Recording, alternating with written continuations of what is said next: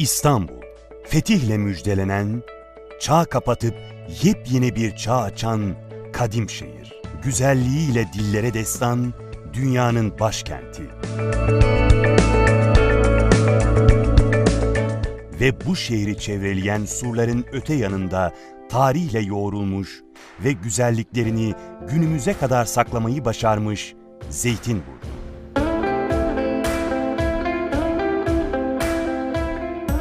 Eski dönemlerde burada bulunan zeytinliklerden ismini alan Zeytinburnu, birçok uygarlık ve imparatorluğa ev sahipliği yapmış tarihi bir kent. Denizi, surları, tarihi, yemyeşil parkları, meydanları ve güler yüzlü insanlarıyla Zeytinburnu size mutluluk vaat ediyor. 300 bine yaklaşan nüfusuyla Zeytinburnu'nda modern yaşamla tarih iç içe geçmiş durumda. Burada hangi sokakta gezerseniz gezin, karşınıza mutlaka bir tarih çıkacaktır. Merkez Efendi Türbesi ve Tekkesi, 14 dönüm alan üzerine kurulmuş Zeytinburnu Tıbbi Bitkiler Bahçesi, dini ve kültürel özellikleriyle Meryem Ana Manastırı, İstanbul'un en eski mezarlıklarından Kozlu Mezarlığı, İstanbul'un manevi sahiplerinden Seyit Nizam Türbesi, tarihi ve kültürüyle Yenikapı Mevlevihanesi, Zeytinburnu'ndaki kardeşliğin simgelerinden Surp Pırgiç Ermeni Hastanesi, İstanbul'un ilk Türk camisi Kazlıçeşme Fatih Camii, farklı renklerin bir araya geldiği 15 Temmuz Meydanı. 13 mahallenin her sokağında farklı kültürlerden, farklı yörelerden çıkıp gelmiş insanlara rastlarsınız. Burada herkes dosttur, kardeştir.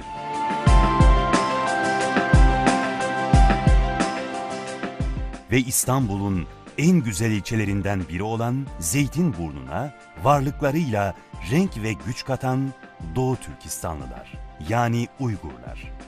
Dostlarımızla az sonra buluşacağız. Ama önce Zeytinburnu Belediye Başkanı Sayın Murat Aydın'a misafir oluyoruz. Aydın'ın hemşehrilerine bir mesajı var. Zeytinburnu ilçemiz Türkiye'nin özeti şeklinde bir ilçe. Demografik yönüyle Zeytinburnu ilçemiz değil Türkiye, aslında Türk dünyasının özeti gibi bir yer. Yurt dışından gelenler daha çok hayallerini doğdukları o ülkelerde gerçekleştiremedikleri için ya da üzerlerinde ciddi bir siyasi baskı olduğu için Türkiye'mize özelde Zeytinburnu'na gelmişlerdir. Ama Anadolu'nun farklı bölgelerinden Zeytinburnu'na gelen hemşehrilerimiz de hayallerini gerçekleştirmek için buralara gelmişlerdir. Onun için ben kendimin Türkiye'nin en şanslı ilçe belediye başkanı olduğuna inanıyorum. Sevgili Doğu Türkistanlı, Özbek, Kazak, Kırgız, Türkmen, Uygur kardeşlerim, sofranın zenginliğini, gönlün zenginliğini, cömertliği gerçekten en üst düzeyde yaşatan ve yaşayan insanlarsınız. Ben sizlere müteşekkirim. Ne zaman ki yanınıza geldik, varınızı yoğunuzu ortaya koydunuz. İşte sütlü çayı ben sizde öğrendim. Ne var ne yok hepsini ikram olarak misafire sunmayı sizde gördük. Anadolu insanında vardır ama sizde bu zenginlik çok daha üst düzeyde. Bu zenginlikleri Zeytinburnu'nda bize yaşattınız. Ben sizlere çok teşekkür ediyorum. Biz istedik ki Anadolu'daki kültürümüz, Zeytinburnu'nda yaşayan hemşehrilerimizin geldiği coğrafyalardaki kültürümüz unutulmasın, büyük kültürümüze, ülkemizin kültürüne katkı vermeye devam etsin. Biz burada ürettiğimiz hizmetleri halkımızdan aldığımız destekle gerçekleştiriyoruz. Sizlere müteşekkiriz. Çok çok teşekkür ediyorum. Şimdi de Doğu Türkistan'da çektikleri sıkıntıları geride bırakıp Zeytinburnu'nda mutlu bir yaşam süren Uygur kardeşlerimizin bir araya geldiği derneklerindeyiz. Bütün faaliyetlerimizin cevheri, yani esas güçlü bir şeysi burada oluyor, bizim Doğu Türkistan Maarif Derneği'nin çalışması. O nedenle bizim eğitimden başladık. Bütün ta anaokuldan itibaren doktoraya kadar olan bütün eğitim merhalelerini biz derneğimiz ve kardeş vakıf çalışmalarımız var bizim derneğimizin. Bu aracılığıyla bizim Doğu Türkistan'dan gelen veya burada büyümekte olan neslimizin iyi yetişmesini sağlamak için bunlara burs vermek, bunların eğitim müesseselerine girmeleri ve diğer bütün ihtiyaçlarını karşılamak için elimizden geleni yapıyoruz. Bizim Zeytinburnu Belediye'mizin Sayın Murat Aydın Başkanımız, biz bu dernek kurulduğundan itibaren resmi bütün ilişkilerimizle çok yakından ilgilendi. Ciddi destekleri oldu. Biz Türkiye'nin dışında çeşitli bölgelere gittiğimiz bütün faaliyetlerde beraber Zeytinburnu'nun bize sunduğu, belediyenin sunduğu hizmetlerinden güzel bir şekilde yararlanıyoruz. Bundan dolayı kendisine Doğu Türkistan Camiası adına çok minnet ve şükranlarımızı sunuyoruz. Dernekten çıkıyor ve bizi bekleyen uzun yolculuk için ilk adımımızı atıyoruz. Doğu Türkistan'ın başkenti Urumçi'ye İstanbul'dan 6 saatlik bir uçuşla ulaşabilirsiniz. 1.650.000 kilometrekare yüz ölçümüne sahip olan Doğu Türkistan'ın nüfusu 22 milyon. Doğu Türkistan, Asya kıtasının tam ortasında bulunur. Güneyde Pakistan, Hindistan, Keşmir ve Tibet, güneybatı ve batıda Afganistan ve Batı Türkistan, kuzeyde Sibirya ve kuzeydoğuda Çin ve Moğolistan'la çevrilidir. Doğu Türkistan, coğrafi olarak 3 bölgeye ayrılır. Urumçi, Gulca ve Karamay'ı içine alan Çungarya Havzası. Turfan Havzası'nı içinde barındıran Tanrı Dağları bölgesi ve Kaşgar, Yarkent, Hotan ve Aksu'nun içinde bulunduğu tarım havzasıdır. Çinlilerin 1949 yılından bu yana Şinciyan yani Yeni Topraklar olarak adlandırdığı Uygur Özerk bölgesi çok uzun yıllardır Çin yönetiminin baskısı altında sıkıntılar çekiyor. Uygurlar, Türk kavimler arasında pek çok ilgi gerçekleştirmiştir. Uygurlar, yerleşik düzene geçen ilk Türk topluluğudur. 10. yüzyılın sonlarında Karahanlı hükümdarı Abdülkerim Satuk Buğra Han önderliğinde İslamiyet'e geçen ilk Türk kavmidir. Bu bereketli topraklar Ahmet Yesevi, Şah Nakşibendi, İbn Sina, Farabi, Harezmi, Ulu Bey, Abdülkerim Satuk Buğra Han, Yusuf Has Hacip, Kaşgarlı Mahmud ve Ahmet Yükneki gibi ilim, bilim ve gönül adamlarını yetiştirmiştir. Bölgeye geldiğinizde atalarımızın köklerini, kazandıkları büyük zaferleri görüyor, çektikleri sıkıntıları yüreğinizde hissediyorsunuz. Bu bilgilerin ardından hazırsanız gezimize başlayalım. İlk durağımız Uygur Özerk bölgesinin idari başkenti Urumçi. Türkistan coğrafyası için büyük öneme sahip İpek yolunun o dönemlerdeki sıradan duraklarından olan Urumçi, günümüzde ise ticaret hayatından çok farklı bir yere sahip.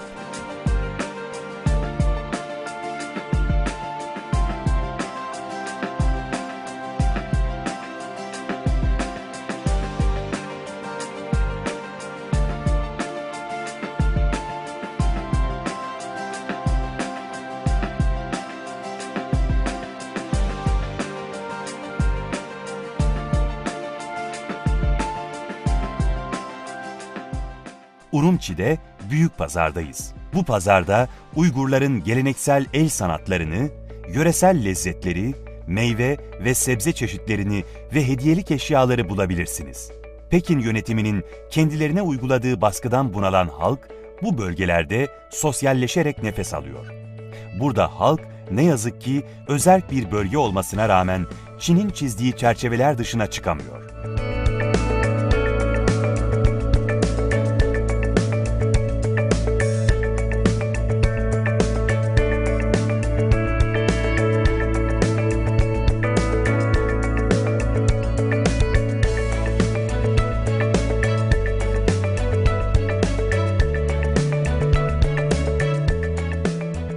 Urumçi, bölgedeki konumu açısından önemli bir ulaşım merkezi. Modern hava ve demiryolu ağlarıyla çevrelenen Urumçi, Çin'in Avrasya üzerinden batıya ve Hint Yarımadası'na ulaşmasını sağlıyor. Urumçi'de ayrıca zengin yeraltı kaynakları ve tarım potansiyeli mevcut. Çin'in petrol ihtiyacının 1/3'ünü, doğalgaz ihtiyacının da %40'ını karşılayan Urumçi'de zengin altın ve uranyum kaynakları da bulunuyor. Ancak nüfusu 4 milyonu bulan Urumçi'de son yapılan yatırımlar ve izlenen politika sonucunda Uygurlar azınlık durumuna düşmüş. Yüzyıllardır bölgede bulunan kadim kültürün özellikleri ne yazık ki yavaş yavaş müzelerin tozlu raflarına kalkıyor.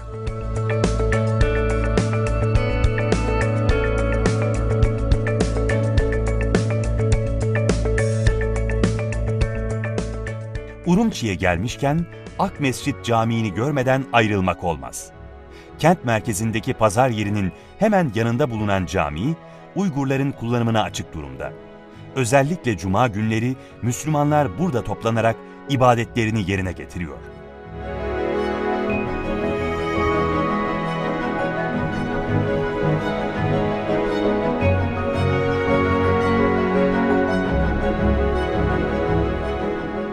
Urumçi'den sonraki durağımız Doğu Türkistan'ın medeniyet merkezi Kaşgar.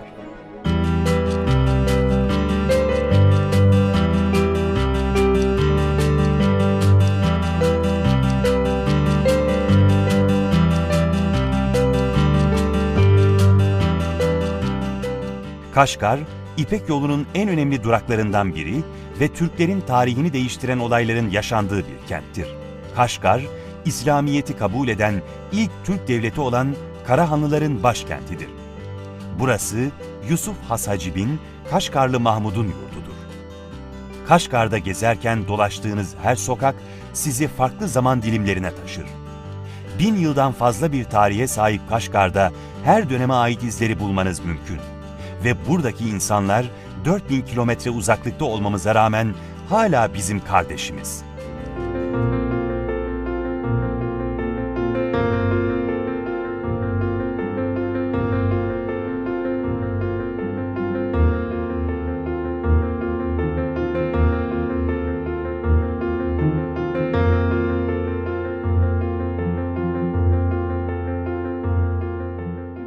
İlk olarak Kaşgar'da yaşayan Uygurların acı hatıralarını en taze izlerle bize anlatan İdgah Camii'ndeyiz. Asya'nın en eski, Çin'in ise en büyük camilerinden biri olan İdgah Camii, 10. yüzyılda yapılmaya başlanmış. Ancak 15. yüzyılda Saksiz Mirza tarafından tamamlanabilmiştir. İdgah Camii, özellikle cuma günleri 20.000'den fazla Uygur Türk'ünün ibadet için buluştuğu eşsiz bir mekan. Bu cami, özgürlük mücadelelerinin sürdüğü ve zaman zaman protestoların merkezi konumunda.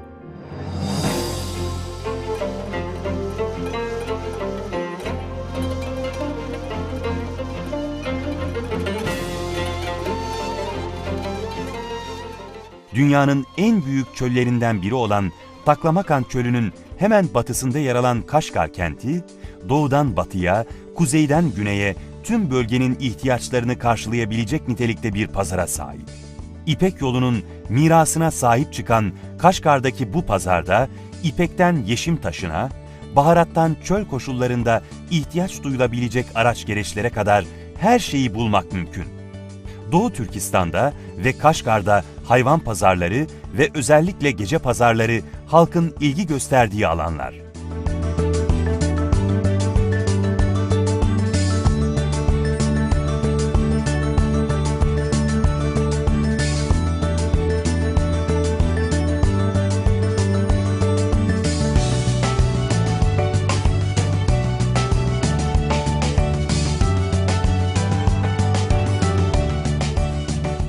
Şehirden çıkıyor ve güneye doğru ilerleyerek Kaşgarlı Mahmud'un türbesine ulaşıyoruz.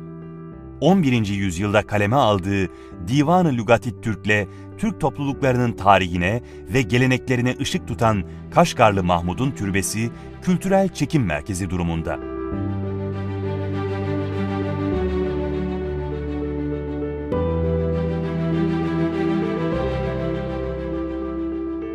Bin yıl öncesinin dünyaya ışık saçan kenti Kaşgar, Yusuf Has Hacib'in Kutatgu Bilik yani kutlu bilgi eserleriyle ünlenmiştir.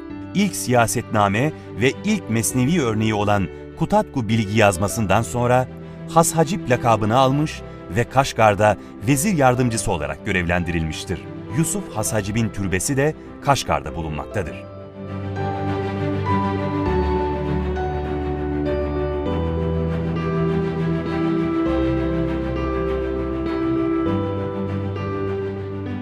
Kaşgar'dan sonraki durağımızsa Turfan. Doğu Türkistan'ın en sıcak bölgesi olan Turfan Havzası, Tanrı Dağları'nın eriyen karlarının buz gibi sularıyla beslenerek dünyanın en güzel üzüm ve kavunlarını yetiştirir.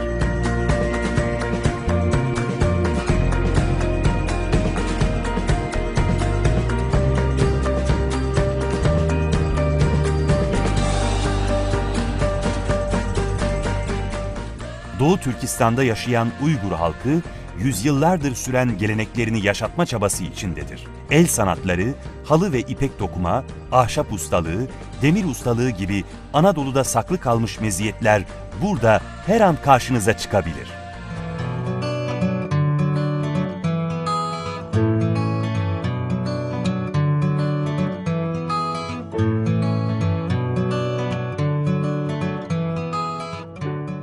...14 harfli Türkçe bir alfabe oluşturan, matbaa kullanan kavimlerden olan Uygurların kağıt merkezi ise Hotan'dır. Tamamen el emeğiyle üretilen kağıtlar, Doğu Türkistan ve Uygurların farklı bir sanatı olarak karşımıza çıkıyor.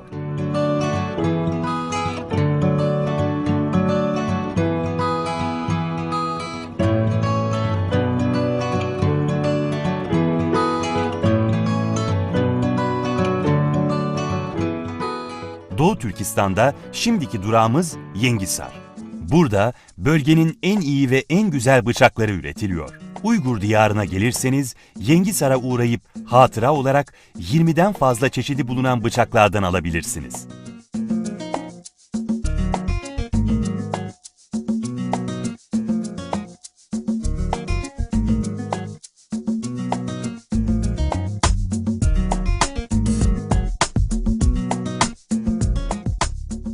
Az önce de söylediğimiz gibi Uygurlar ellerinden geldiğince gelenek ve göreneklerini yaşatmaya çalışıyorlar. Bunlardan biri de düğün törenleri. Özellikle Türk toplumlarında büyük öneme sahip olan evlilik, öncesi ve sonrasındaki tüm ritüelleriyle Uygurlar için de özel bir anlam taşıyor.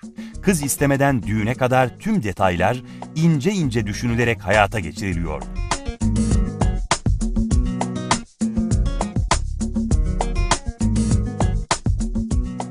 Uygur kültürünün en net biçimde yaşatıldığı alanlardan biri müzik.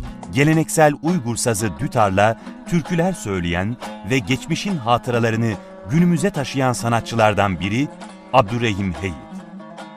Heyit'i dinlerken gözlerinizi kapatın ve etrafı Taklamakan Çölü, Tanrı Dağları, Altaylar, Çungarya Aladağları ile çevrili Doğu Türkistan'da olduğunuzu hayal edin.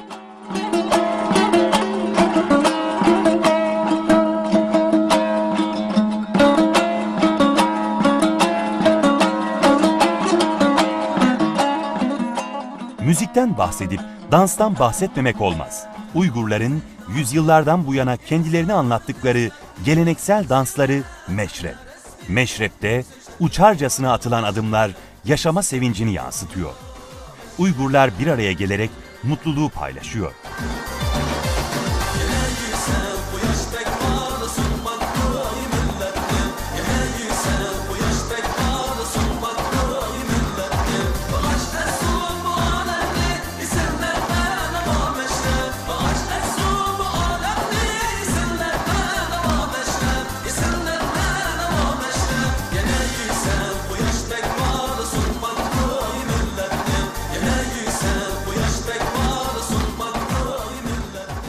Uygur Türklerinin mutfağı da en az tarihleri kadar zengin. Tatlarına doyamayacağınız göşnan, legmen kavurması ve yemeği, çüçüre çorbası, pintoza salatası, etli samsa, zireli kebap, mantu, bu kültürün eşsiz tatlarından sadece bazıları. İşte çok uzak ama ortak kökleri taşıdığımız dost ve kardeş Uygurlar. Bilmek, görmek ve öğrenmek isteyenleri Doğu Türkistan tüm sıcaklığıyla karşılamaya hazır. Uçsuz bucaksız bozkırı ardımızda bırakıp yuvamız Zeytinburnu'na doğru yola koyuluyoruz. Ama özümüzün, kökümüzün, geçmişimizin izlerinin ve seslerinin bu topraklarda hala yankılandığını biliyoruz. Hoşça kal Doğu Türkistan.